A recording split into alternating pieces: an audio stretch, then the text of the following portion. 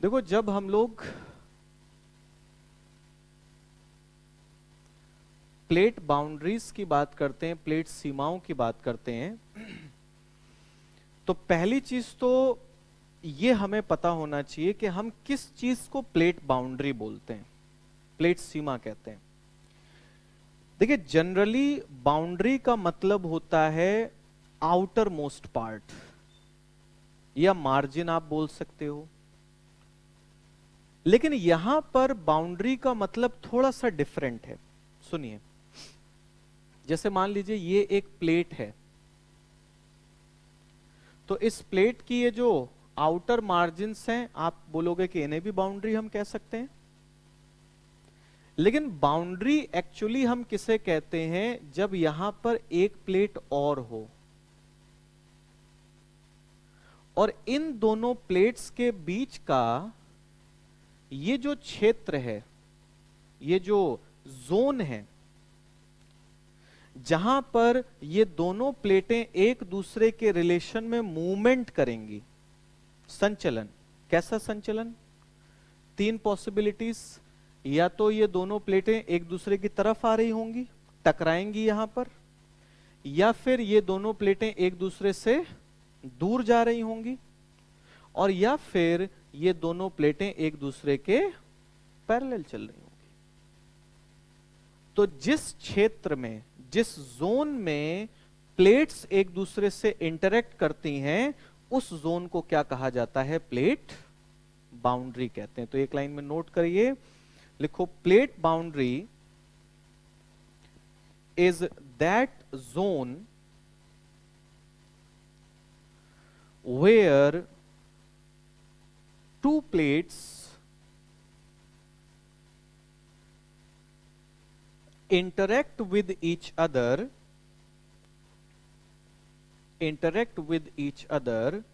through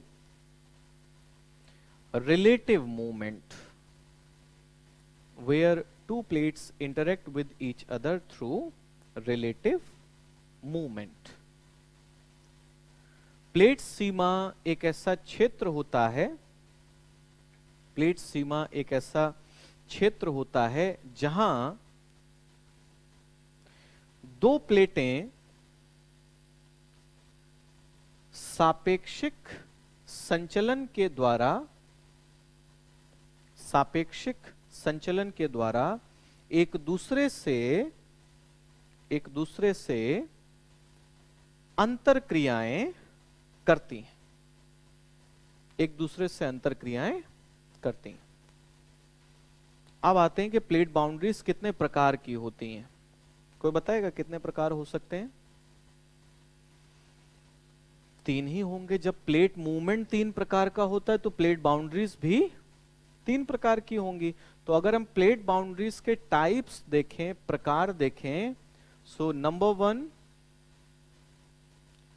convergent plate boundary, अभिसारी plate सीमा। Number 2,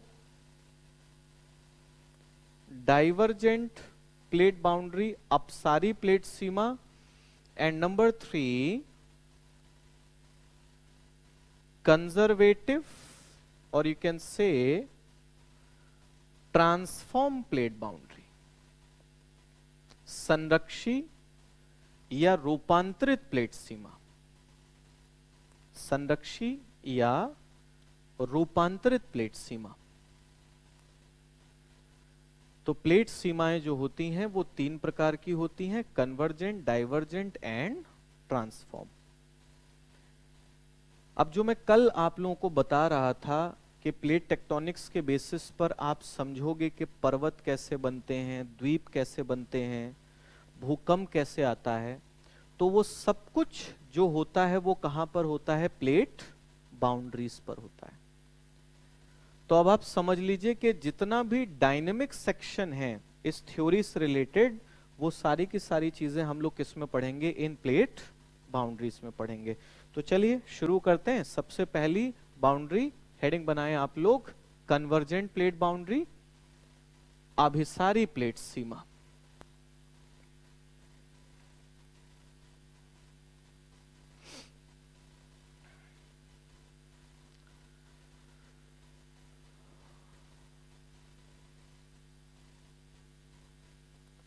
देखिए, जब हम कन्वर्जेंट प्लेट बाउंड्री की बात कर रहे हैं, अभिसारी प्लेट सीमा की बात कर रहे हैं, तो मतलब तो आप लोग समझ ही रहे हो, एक ऐसा क्षेत्र जहां पर दो प्लेटें आकर के टकराती हूं। अब अगर हम कन्वर्जेंट बाउंड्री को लिख दें कि ये है जोन ऑफ कन्वर्जेंस, अभिसरण का क्षेत्र है, तो आप लोग ये सोचिए कि यहां पर कन्वर्जेंस की कितनी पॉसिबिलिटीज बन सकती हैं। 3 पॉसिबिलिटीज। कौन कौन सी, सुनो।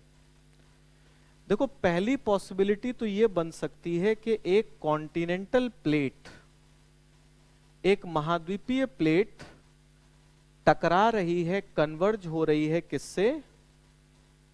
ओशनिक प्लेट से, महासागरीय प्लेट से। पहली संभावना तो ये बन सकती है। दूसरी पॉसिबिलिटी क्या बन सकती है कि एक कॉन्टिनेंटल प्लेट, एक महाद्वीपीय प्लेट कन्वर्ज हो रही है दूसरी कॉन्टिनेंटल प्लेट से, दूसरी महाद्वीपीय प्लेट से। और तीसरी संभावना यह बन सकती है कि एक ओशनिक प्लेट, एक महासागरीय प्लेट कन्वर्ज हो रही है दूसरी महासागरीय प्लेट से। 3 ही संभावनाएं तो हो सकती हैं, ठीक? और इन तीनों को ही पढ़ना है हम लोगों को। मतलब ये है,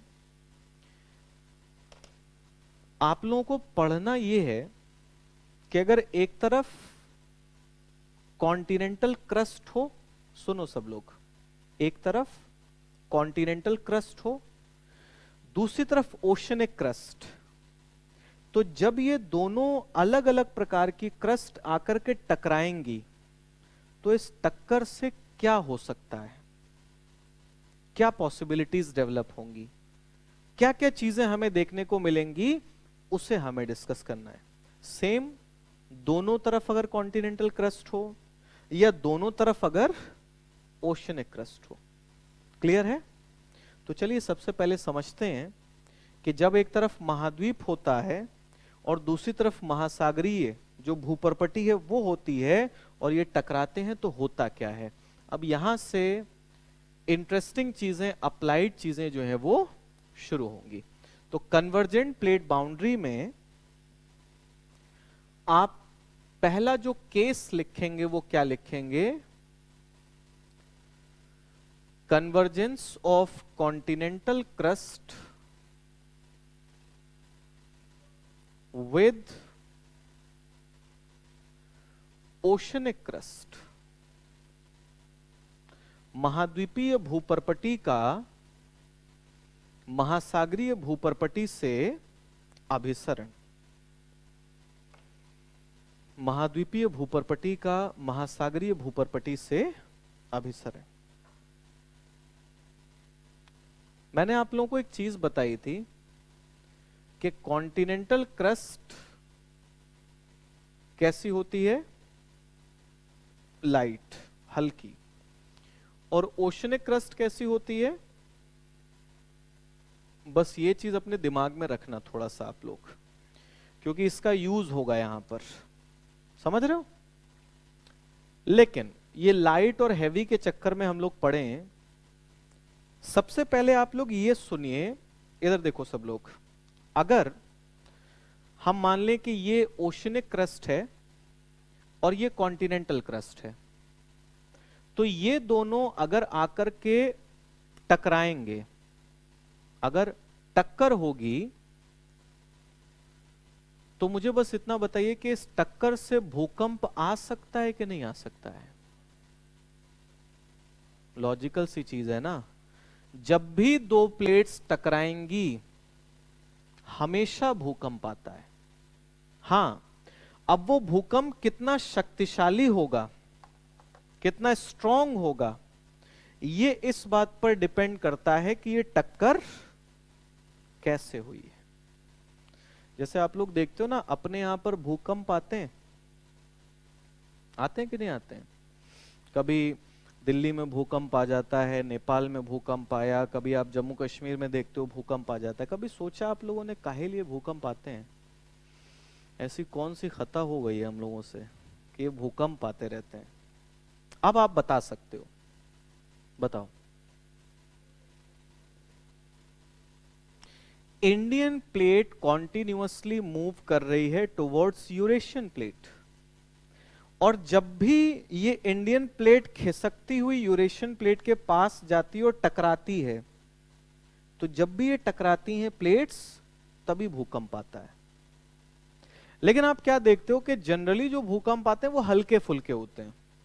भाई अगर हम लोग अपने लाइफ स्पैन की बात करें, तो हमने नेपाल अर्थक्वेक को छोड़ करके कोई बहुत ज्यादा डिस्ट्रक्टिव अर्थक्वेक अभी तक नहीं देखा। लेकिन अगर मैं आपसे कहूं कि नेपाल अर्थक्वेक सिर्फ एक ट्रेलर था, आप कहोगे ये लो आज ये डराने मूड से आए हैं। जो वैज्ञानिक समुदाय है उसकी कैलकुलेशंस ये हैं, और ये मैं कोई डराने के लिए नहीं बोल रहा हूं, ये रियलिटी है, हम लोगों को एक्सेप्ट कर लेना चाहिए। उनके प्रोजेक्शंस ये हैं कि उत्तर भारत में किसी भी समय एक ऐसा भूकंप आ सकता है जब भारत की आधी पॉपुलेशन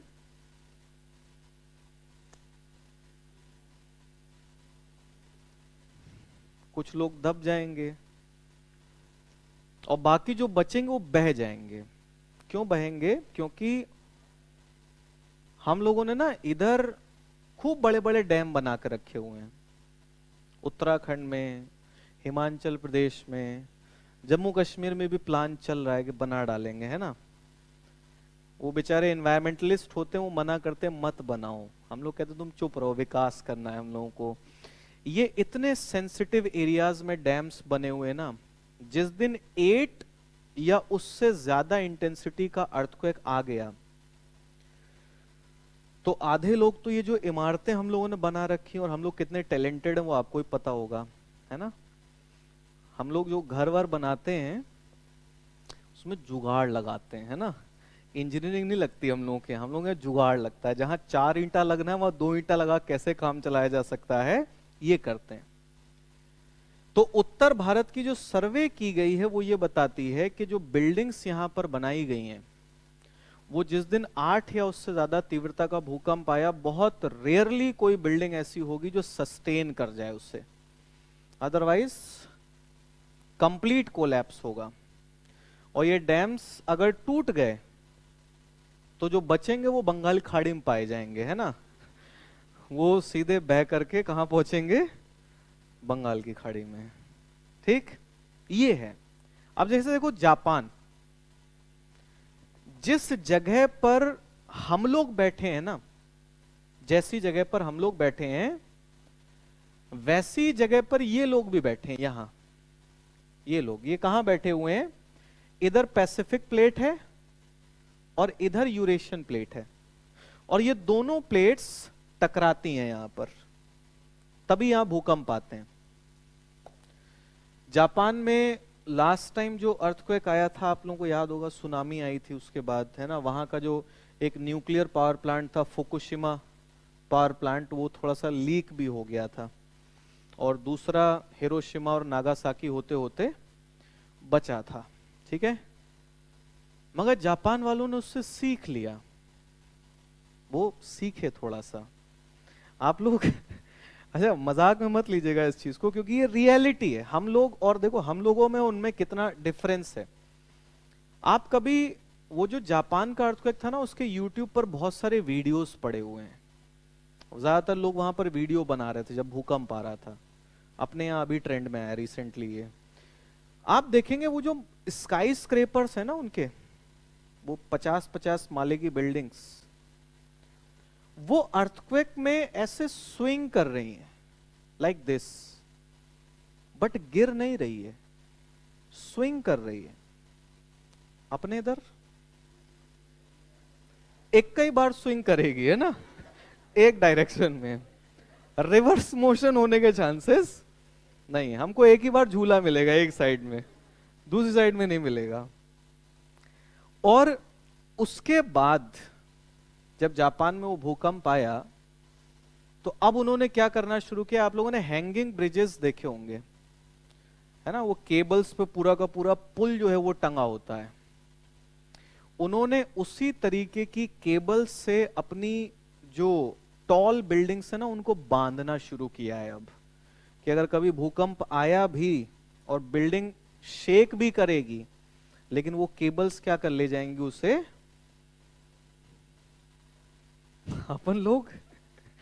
हम लोग खिड़की बनाते हैं ना कि 25वें माले पे खिड़की होना चाहिए, सीढ़ी से तो उतर नहीं पाओगे इतना जल्दी, है ना, तो सीधे जंप मार देना नीचे। मुझे याद है हम लोग जब दिल्ली में थे, तैयारी कर रहे थे, तो एक बार वहां भूकंप आया और हम लोगों का 3rd फ्लोर था, तो उससे पहले 2-3 बार भूकंप आ चुका था। जैसे भूकंप आता था लोग सब कुछ छोड़ के भागते थे बस नीचे की तरफ, जनरल टेंडेंसी यही है सभी लोगों की। बट जब तक हम लोग वो 3रे फ्लोर से नीचे पहुंचते थे तब तक भूकंप समाप्त। तो हमारे सामने वाली बिल्डिंग में नॉर्थ ईस्ट का एक बंदा रहता था, उसने एक अलग दिमाग लगाया। मतलब हादसा भी है और आप मजाक भी समझ सकते हो उस चीज को। भूकंप आया और काफी तेज भूकंप था, उसने सोचा इस बार सीढ़ियों से नहीं जाना है, वो सीधे बालकनी से कूद गया। और दिल्ली में आप देखोगे गलियों में तारों का बहुत जाल रहता है। उसकी किस्मत इतनी अच्छी थी कि वो नीचे लैंड नहीं किया, ऊपर तारों में उलझ के फंस गया वहां पर, है। तो बाकी लोग सड़क पे टहले थे, ऊपर झूल रहा था वहां पर भूकंप की वजह से। तो हाँ, आप रोज करके देखिए इस चीज को। देखो, सबसे पहली चीज आप क्या यहां पर याद रखोगे कि जब भी कहीं पर भी दो प्लेट्स टकराएंगी, चाहे वो कॉन्टिनेंटल ओशनिक हो, कॉन्टिनेंटल कॉन्टिनेंटल हो, या ओशनिक ओशनिक हो, हमेशा क्या आएगा, अर्थक्वेक। हां, उस अर्थक्वेक का मैग्नीट्यूड, उसकी जो तीव्रता है, वो इस बात पर निर्भर करेगी कि ये दो प्लेट्स कैसे टकराती हैं। और ये चीज जो मैं बता रहा था इंडिया के बारे में, ये क्यों बोली जा रही है, ये इसलिए बोली जा रही है क्योंकि ये जो कन्वेक्शनल करंट्स अंदर चलती रहती है ना, इनकी एनर्जी स्टोर होती रहती है, और एक टाइम पर आकर के जब वो एनर्जी रिलीज होती है तो उसकी वजह से प्लेट्स थोड़ा तेज मूव कर जाती हैं, और जब प्लेट्स थोड़ा तेज मूव करती हैं तो उनकी टक्कर फिर तेजी से होती है, और उस कंडीशन में अर्थक्वेक जो है वो बहुत ही ज्यादा डिजास्ट्रस आ सकता है। बट जैसा मैंने जापान का एग्जांपल दिया, इंडिया में हम लोग एकदम ऑपोजिट हैं, क्योंकि हम लोग भूकंप को प्रॉब्लम कंसिडर ही नहीं करते। आप लोगों ने देखा है कभी कि हमारे यहां भूकंप पर कोई बहुत मेजर डिस्कशन होता हो, कोई पॉलिटिकल पार्टी बात करती हो कि हम भूकंप से बचाने वाली इमारतें बनाकर तैयार करेंगे? अपन लोग कोई टेंशन ही नहीं है। क्यों? हम लोग सोचते हैं भूकंप भूकंप क्या कर लेगा, है ना, छोटे मोटे भूकंप तो आते रहते हैं हमारे यहाँ पर। बट हम लोग बहुत ज्यादा सेंसिटिव जोन पर बैठे हुए हैं, क्योंकि आप एकदम प्लेट बाउंड्री के बगल में हो। ये आपका हिमालय जो है, ये पूरा का पूरा हिमालय, ये पूरा हाईली सेंसिटिव एरिया है। क्यों? क्योंकि यहां पर एक तरफ इंडियन प्लेट है और दूसरी तरफ यूरेशियन प्लेट है, ये दोनों कन्वर्ज कर रही हैं। तो आप एक लाइन नोट करो सबसे पहले, उसके बाद आगे का डिस्कशन हम लोग करेंगे। लिखिए, लिखो, convergence of to plates results in origin of seismic events of different magnitudes. Origin of seismic events of different magnitudes. प्लेटों के अभिसरण से विभिन्न परिमाण वाले भूकंपों की उत्पत्ति होती, विभिन्न परिमाण वाले भूकंपों की उत्पत्ति होती। अब ये तो आप लोगों ने अर्थक्वेक को समझ लिया कि जब भी दो प्लेट्स टकराएंगी तो उसकी वजह से क्या होगा, भूकंप आएगा। लेकिन अब थोड़ा सा आगे की चीजें समझिए। जैसे मान लीजिए कि ये हम मान लें ये कॉन्टिनेंटल प्लेट है, इसको आप लिखेंगे कॉन्टिनेंटल प्लेट है, और इधर हम मान लें यहां पर कि ये ओशनिक प्लेट है, महासागरीय प्लेट, ठीक। और हम बोल रहे हैं कि ये दोनों प्लेट्स एक दूसरे से क्या हो रही हैं, टकरा रही हैं। और इनके नीचे हम लोगों ने पढ़ा है कि प्लेट्स के नीचे हमें क्या मिलता है, एस्थेनोस्फेयर, यानी कि दुर्बलता मंडल। तो इसको हम लिख लेंगे दुर्बलता मंडल है, एस्थेनोस्फेयर। अब पॉइंट यहां पर यह है कि एक तरफ कॉन्टिनेंटल प्लेट है, महाद्वीपीय प्लेट है, और दूसरी तरफ ओशनिक प्लेट है। एक हल्की है और दूसरी भारी है। अगर ये दोनों टकराएंगी तो एक प्लेट नीचे जाएगी और दूसरी प्लेट उसे ओवरराइड करेगी। आपको यह बताना है कि इन दोनों में से कौन सी प्लेट नीचे जाएगी, ओशनिक या कॉन्टिनेंटल।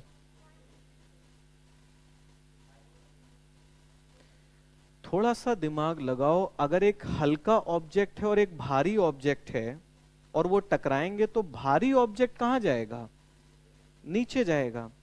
तो होता क्या है कि जब ये दोनों प्लेट्स आपस में टकराती हैं, कॉन्टिनेंटल और ओशनिक प्लेट जब आपस में टकराती हैं, तो हमें यह देखने को मिलता है कि ओशनिक प्लेट बेंड होकर के कहां चली जाती है, कॉन्टिनेंटल प्लेट के नीचे। किसमें, एस्थेनोस्फेयर में।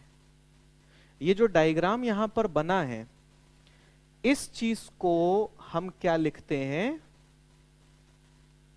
सबडक्शन, हिंदी में कहते हैं अवक्षेपण। सबडक्शन, अवक्षेपण।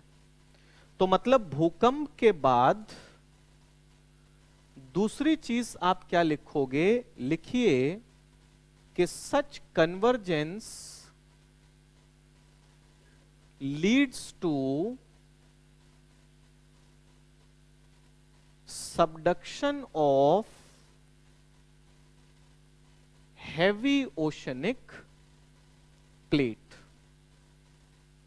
इस प्रकार के अभिसरण से, इस प्रकार के अभिसरण से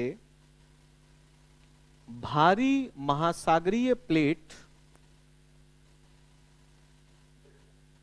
का अवक्षेपण होता है। भारी महासागरीय प्लेट का अवक्षेपण होता है, सबडक्शन होता है। अब ये जो सबडक्शन आप लोग देख रहे हो, इससे कई सारी चीजें आप लोगों को देखने को मिलेंगी, कई सारी चीजें हम लोग यहां से समझेंगे। तो एक एक करके सारे पॉइंट्स को बढ़िया से सुनना और समझना। देखिए, पहली चीज तो यह है कि अगर ओशनिक प्लेट का यह हिस्सा नीचे की तरफ चला गया, किसमें, एस्थेनोस्फेयर में। और मैंने आपको बताया था कि एस्थेनोस्फेयर का टेम्परेचर कितना है, 1100 से 1300 डिग्री सेंटीग्रेड। तो आप मुझे बस इतना बता दीजिए कि प्लेट का यह हिस्सा जो अंदर जाएगा, क्या यह सॉलिड स्टेट में बना रहेगा, पिघल जाएगा ना। तो जब सबडक्शन होगा तो सबडक्शन का रिजल्ट आप लोग क्या देखोगे, नीचे एरो बना करके लिखिए कि subducted plate margin starts melting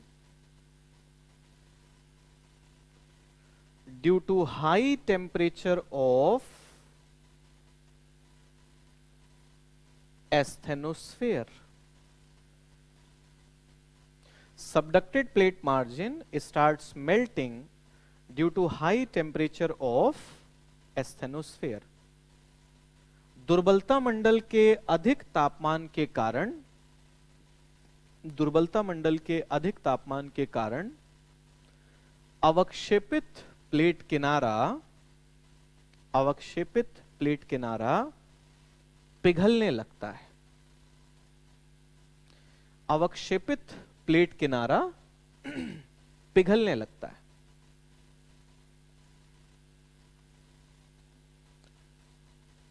अब ये जो चीज हम लोगों ने यहां पर देखी कि प्लेट का एक हिस्सा जो अंदर गया था एस्थेनोस्फेयर में, ये अंदर जाकर के क्या हो गया, मेल्ट हो गया, पिघल गया। तो अब ये जो मेल्टिंग यहां पर हुई है, ये जो प्रगलन यहां पर हुआ है, इसमें सबसे पहली चीज आप लोग ये सुनिए, इस प्लेट का डिस्ट्रक्शन हुआ कि नहीं हुआ? प्लेट का जो हिस्सा अंदर गया था वो अंदर जाकर के पिघला और पिघल करके समाप्त हो गया। तो यानी कि इस मेल्टिंग से हमें क्या देखने को मिला? डिस्ट्रक्शन ऑफ ओशनिक प्लेट, महासागरीय प्लेट का विनाश। अब आप लोग सोच रहे होंगे कि इससे सवाल कैसे बनेगा। आपसे सीधे सीधे एक सवाल पूछेगा, which plate boundary is called destructive plate boundary? किस प्लेट सीमा को विनाशात्मक प्लेट सीमा कहा जाता है? क्या आंसर होगा आपका? आप सीधे सीधे बोलोगे कन्वर्जेंट प्लेट बाउंड्री, अभिसारी प्लेट सीमा। And why it is called destructive plate boundary? Because there is destruction of plate. क्योंकि जो प्लेट नीचे जाती है, अंदर जाती है, वो अंदर जाकर के क्या हो जाती है? पिघल जाती है। ठीक है, तो यहीं पर आप लिख लीजिए कि that is why convergent boundaries are called destructive boundaries. इसीलिए अभिसारी सीमाओं को विनाशात्मक सीमा कहा जाता है। इसीलिए अभिसारी सीमाओं को विनाशात्मक सीमा कहा जाता है। तो एक तो चलिए प्लेट का विनाश हुआ, इसीलिए उसे विनाशात्मक सीमा बोल रहे हैं, ठीक है। दूसरी चीज, थोड़ा सा दिमाग लगाओ कि अगर चट्टानें पिघली हैं तो चट्टानों के पिघलने से मैग्मा बनेगा ना। मैग्मा क्या है? हम लोग क्या बोलते हैं? मैग्मा इज मॉल्टन रॉक्स, पिघली हुई चट्टानें हैं। तो अगर अंदर जाकर के चट्टानें पिघली हैं तो इसका मतलब, इसका दूसरा रिजल्ट हमें क्या देखने को मिलेगा? Magma formation. मैग्मा बन गया, मैग्मा का निर्माण हो गया।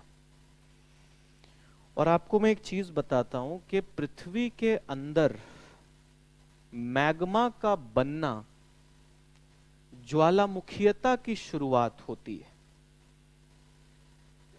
It is the beginning of volcanism. ज्वालामुखीयता की प्रक्रिया अब क्या हो गई? शुरू हो गई, क्योंकि अंदर क्या बन गया है? मैग्मा बन गया है। अब अंदर ये जो मैग्मा बना, क्या होगा इस मैग्मा का?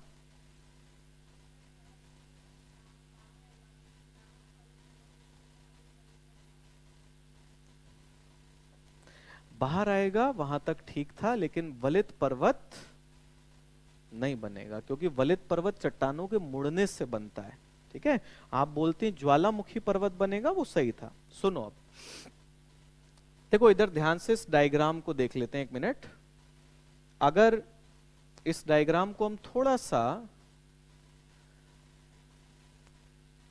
चेंज कर दें, मान लें कि ये ओशनिक वाटर है, महासागरीय पानी है, महासागरीय जल है, तो ये जो मैग्मा यहां अंदर बना है, ये मैग्मा, ये जो ऊपर की जो रॉक्स हैं, ओवरलाइंग रॉक्स, ऊपर की जो चट्टानें हैं, इन चट्टानों को ब्रेक करेगा, तोड़ेगा। आप लोग बोलते हो ना मैग्मा बाहर निकल करके आ जाएगा, तो कैसे निकल के आ जाएगा? है कोई रास्ता थोड़े ना बना हुआ है। मैग्मा को बाहर निकलने के लिए एक पैसेज क्रिएट करना पड़ेगा, एक मार्ग बनाना पड़ेगा। और मार्ग कैसे बनाएगा? जब ऊपर की चट्टानों को तोड़ेगा। तो अंदर जो मैग्मा बना, वो मैग्मा इन ओवरलाइंग रॉक्स को ब्रेक करेगा। और ऑब्वियस सी चीज है कि चट्टानें वहीं पर टूटेंगी जहां पर वो वीक होंगी, जहां कमजोर होंगी। अब मान लो अगर इधर कहीं पर वीक पॉइंट मिल गया चट्टानों में, तो मैग्मा वहां चट्टानों को तोड़ लेगा। और अगर यहां कहीं वीक पॉइंट मिल गया तो इधर। जब ऊपर की ये चट्टानें टूटती हैं, तो टूटने पर एक पैसेज बनता है, जिस पैसेज से होकर के मैग्मा कहां पर निकल करके आता है? सरफेस पर, सतह पर। और जब ये सतह पर निकल करके आता है, तो सुनिए, सतह पर निकलने के बाद ये इस तरीके से एक कोनिकल स्ट्रक्चर, एक शंक्वाकार संरचना का क्या कर देता है? फॉर्मेशन कर देता है, निर्माण कर देता है।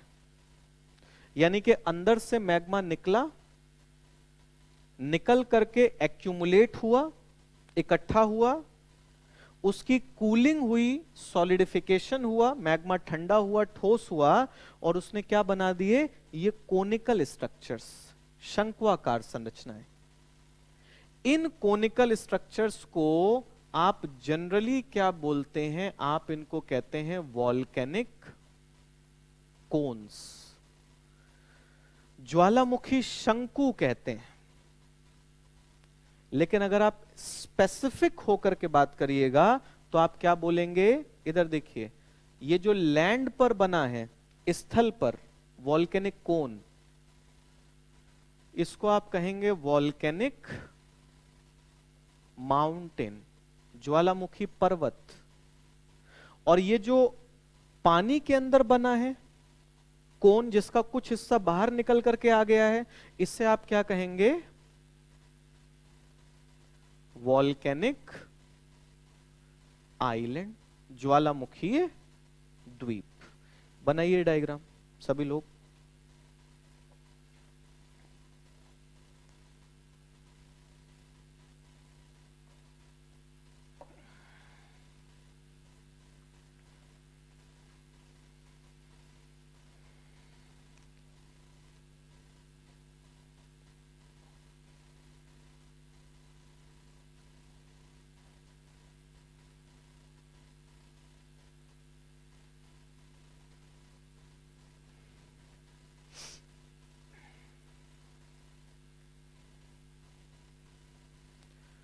तो इसी चीज को, इसी पूरी प्रोसेस को हम थोड़ा सा शॉर्ट पॉइंट्स में नोट भी कर लेते हैं, ताकि आप लोगों को लिखना हो तो आप लोग लिख लें। तो हमने क्या देखा कि अर्थ के इंटीरियर में क्या हो रहा है? मैग्मा फॉर्मेशन, मैग्मा का निर्माण हुआ। अब ये मैग्मा क्या करता है? तो आप लिखेंगे it breaks overlying rocks and comes out as lava on earth surface. It breaks overlying rocks and comes out as lava on earth surface. यह ऊपर स्थित चट्टानों को यह ऊपर स्थित चट्टानों को तोड़ता है तथा लावा के रूप में पृथ्वी की सतह पर निकलता है, तथा लावा के रूप में पृथ्वी की सतह पर निकलता है। आगे हम लोग क्या देखेंगे कि जो लावा निकला इसमें क्या होगा, accumulation, cooling and solidification of lava leads to formation of volcanic cones. Accumulation, cooling and solidification of lava leads to formation of volcanic cones. लावा के एकत्रीकरण ठंडे तथा ठोस होने से, लावा के एकत्रीकरण एवं ठंडे तथा ठोस होने से ज्वालामुखीय शंकुओं का निर्माण होता है। ज्वालामुखीय शंकुओं का निर्माण होता है। और लास्ट में अगर आप चाहें तो आप लिख सकते हो कि these cones are visible either as mountains or islands. ऐसे शंकु हमें पर्वतों या द्वीपों के रूप में दिखाई देते हैं। पर्वतों या द्वीपों के रूप में दिखाई देते हैं। समझ गए? अब ये तो आपने पढ़ी थ्योरी, कॉन्सेप्ट पढ़ लिया आप लोगों ने। अब इसका एप्लीकेशन कहां पर है, मतलब रियल वर्ल्ड में ये चीजें कहां एग्जिस्ट करती हैं, वो देखते हैं थोड़ा सा। मैं आप लोगों को बताता जाऊंगा और आप लोग नोट करते जाएंगे, ठीक है? क्योंकि एटलस तो लाए नहीं होगे आप लोग, लाए हो? जो लोग लाए हैं एटलस तो निकालिए जल्दी से, तो मैं आप लोगों को बताऊं फिर। कौन कौन नहीं लाया है?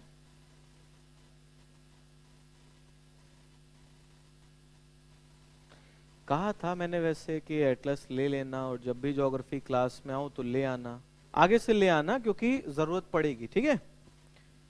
चलो, तो जिन लोगों के पास एटलस है वो एटलस में देखना चाहे देख लें, वरना घर जाकर के देख लेना। सुनो अब बात को, अगर आप बोलोगे वॉल्केनिक माउंटेन्स, कि हमें इसके एग्जाम्पल्स कहां पर मिलते हैं, तो पहले मैं आपको रीजन थोड़ा सा समझा देता हूं। ये है हमारी पैसिफिक प्लेट। इधर देखो सब लोग, पैसिफिक प्लेट है, ओशनिक है, ये नॉर्थ अमेरिकन, ये साउथ अमेरिकन, कॉन्टिनेंटल है। ये नॉर्थ अमेरिका जाके टकराया पैसिफिक से, साउथ अमेरिका भी जाके टकराया पैसिफिक से। अगर ये कॉन्टिनेंट्स इस पैसिफिक प्लेट से जाकर के टकराए तो क्या हुआ होगा? सबडक्शन, सबडक्शन हुआ होगा। सबडक्शन किसका हुआ होगा? पैसिफिक प्लेट का। यानी कि इसका डिस्ट्रक्शन हो रहा है, इन सभी जगहों पर विनाश हो रहा है, और सबडक्शन होने से मैग्मा बना होगा, और मैग्मा जब बाहर आया होगा तो फिर यहां पर हमें ज्वालामुखी पर्वत मिलने चाहिए। अगर कोई हमसे कह रहा है कि ये नॉर्थ अमेरिका और साउथ अमेरिका के वेस्ट कोस्ट पर पैसिफिक प्लेट का सबडक्शन होता है, तो उसके कुछ एविडेंसेस भी तो चाहिए ना। अब मैं आपको एविडेंसेस बताता हूं। यहां से हम लोग चलेंगे, यहां पर हमें मिलती है अलास्का रेंज, ठीक है? फिर इधर आप आओगे कोस्ट रेंज, फिर नीचे आओगे कैस्केड रेंज, फिर यहां पर आओगे तो सियरा नेवादा, यहां से मैक्सिको होते हुए हम लोग यहां पर आ जाएंगे एंडीज में, और एंडीज में कई सारे पर्वत हैं जो कि ज्वालामुखी पर्वतों के उदाहरण हैं। तो लिखिए एग्जाम्पल्स कौन कौन से हैं, मैं यहां बोर्ड पर लिख रहा हूं। सबसे पहले अगर हम अलास्का रेंज की बात करें तो अलास्का रेंज में हमें मिलता है माउंट मैकिनले। ये माउंट मैकिनले ज्वालामुखी पर्वत है, अलास्का रेंज नहीं है। फिर आप देखेंगे माउंट लोगन, माउंट लोगन कोस्ट रेंज में, कनाडा में है, कोस्ट रेंज में। फिर आप देखोगे Mount Shasta, Mount Rainier and Mount Hood. Shasta, Rainier and Hood, ये तीनों आपको मिलेंगी यूएस के अंदर। एक पर्वत श्रृंखला है कैस्केड रेंज, कैस्केड पर्वत श्रृंखला में, ठीक है। इसके बाद अगर हम और आगे बढ़ें तो हमें यहीं पर मिलता है माउंट विटनी, माउंट विटनी। और माउंट विटनी किसमें है, तो ये हमें मिलता है Sierra Nevada range, Sierra Nevada पर्वत श्रृंखला में, ठीक है। ये घर जाकर के एटलस में देख लीजिएगा, मार्क कर लीजिएगा इनको। फिर आप आते हो तो हमें मिलता है माउंट पोपोकैटपेटल, माउंट पोपोकैटपेटल। ये है मैक्सिको के अंदर, मैक्सिकन प्लेट्यू,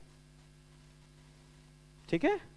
आप मैक्सिको की जो कैपिटल है मैक्सिको सिटी, उसके पास में देखोगे तो ये ज्वालामुखी माउंट पोपोकैटपेटल आपको देखने को मिलेगा। इसके बाद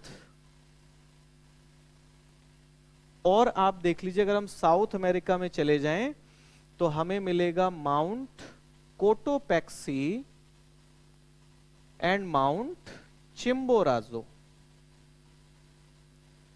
कोटोपैक्सी और चिम्बोराजो का नाम तो जानते ही होंगे आप लोग, ठीक है। ये दोनों कहां पर है, इक्वाडोर में, ठीक है। इक्वाडोर में एंडीज माउंटेन रेंज में ये दोनों ज्वालामुखी हमें मिलते हैं।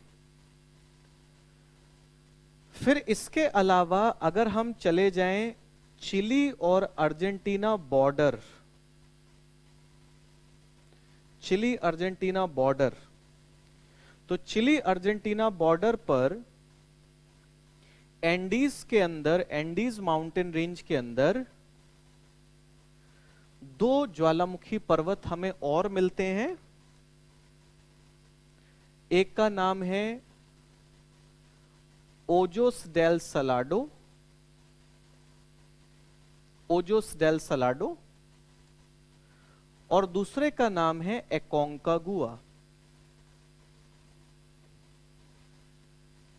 एकोंकागुआ,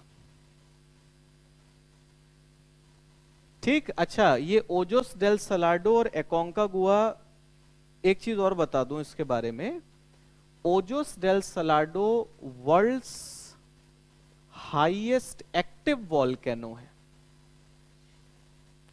विश्व का सबसे ऊंचा सक्रिय ज्वालामुखी, ठीक है। इससे ऊंचा और कोई एक्टिव वॉल्केनो हमें देखने को नहीं मिलता है। और एकोंकागुआ की अगर आप बात करोगे तो इसको सीधे सीधे लिख सकते हो कि ये वर्ल्ड की हाईएस्ट वॉल्केनिक पीक है। दुनिया का सबसे ऊंचा ज्वालामुखी पर्वत एकोंकागुआ है, साउथ अमेरिका का। क्लियर? तो अब बताइए, अगर आपसे एक सवाल पूछा जाए, मान लीजिए मेंस में क्वेश्चन पूछ लिया गया कि explain formation of volcanic mountains present in Rocky and Andes. बता दोगे? अब जिसको नहीं पता है उसके लिए ये सवाल बड़ा गंभीर है कि रॉकी पर्वत पूछा होता है, एंडीज पर्वत पूछा होता तो बता ले जाते, उसके अंदर ज्वालामुखी पर्वत कैसे बने हैं? तो सीधा सा लॉजिक है।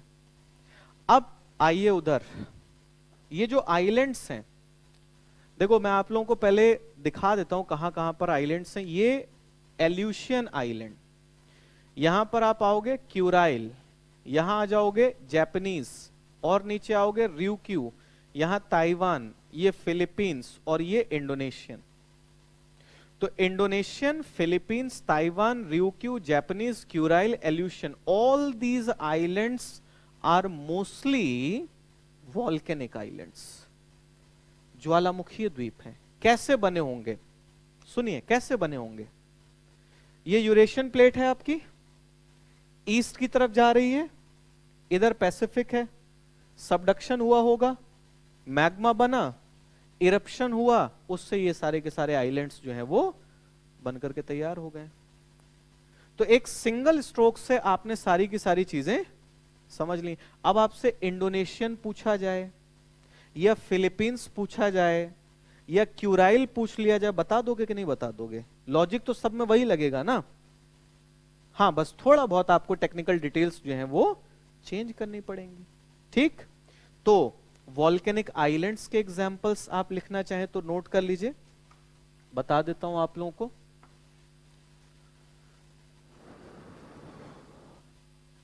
ज्वालामुखीय द्वीप, तो ज्वालामुखीय द्वीप में Aleutian, Kuril, Japanese, Ryukyu, Taiwan, Philippines, Indonesian. ठीक है, इंडोनेशियन। तो ये जितने भी आइलैंड्स हैं सबके सब किससे बने हैं? वॉल्केनिज्म से। एक छोटी सी चीज, रियूक्यू, एक छोटी सी चीज और इधर डायग्राम में देख के बस समझ लीजिए, सुन लीजिए। इस डायग्राम में आप लोग एक चीज देख रहे हो कि यहां पर इन दोनों प्लेट्स के बीच में क्या बना है? एक गैप, ऐसा वी शेप्ड गैप बना हुआ है। ये जो दोनों प्लेट्स के बीच में एक वी शेप्ड गैप बना, वी आकार का अंतराल बना, इसी वी आकार के अंतराल को क्या नाम दिया जाता है? इसको कहते हैं ओशनिक ट्रेंच। तो अब अगर आपसे पूछेगा महासागरीय ट्रेंच कैसे बनती है, तब भी आप बता सकते हो सबडक्शन से। और एक देखो, लोगों को बड़ा डिफिकल्ट सवाल लगता है, वो सुनो। एक सवाल बन जाता है कभी कभी कि क्यों ऐसा है कि ओशनिक ट्रेंचेस या तो किसी द्वीप के किनारे पर मिलती हैं या कॉन्टिनेंट के किनारे पर मिलती हैं। आप पूरी दुनिया में जितनी भी ट्रेंचेस हैं सभी महासागरों में, आप कभी उनकी लोकेशन देखिएगा, या तो वो आपको किसी आइलैंड के कोस्ट पर मिलेंगी या आपको कॉन्टिनेंट के कोस्ट पर मिलेंगी। क्यों? क्योंकि वहीं पर तो सबडक्शन होता है ना भाई। आइलैंड्स कहां बनेंगे? जहां सबडक्शन हो रहा है, या फिर सबडक्शन किसी ना किसी लैंडमास के कोस्ट पर होगा।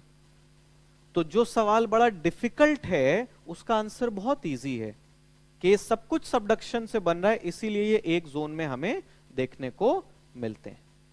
और एक लास्ट चीज और नोट कर लीजिए कि जो पूरा का पूरा क्षेत्र होता है, इस पूरे के पूरे क्षेत्र को हम क्या कहते हैं? बेनियोफ जोन, बेनियोफ क्षेत्र कहा जाता है। कभी अगर पूछा जाए कि व्हाट इज बेनियोफ जोन, तो आप सीधे सीधे बोलेंगे जोन ऑफ सबडक्शन। सबडक्शन का क्षेत्र, अवक्षेपण का क्षेत्र, जहां पर प्लेट्स क्या होती हैं? सबडक्ट होती हैं, अवक्षेपित होती हैं।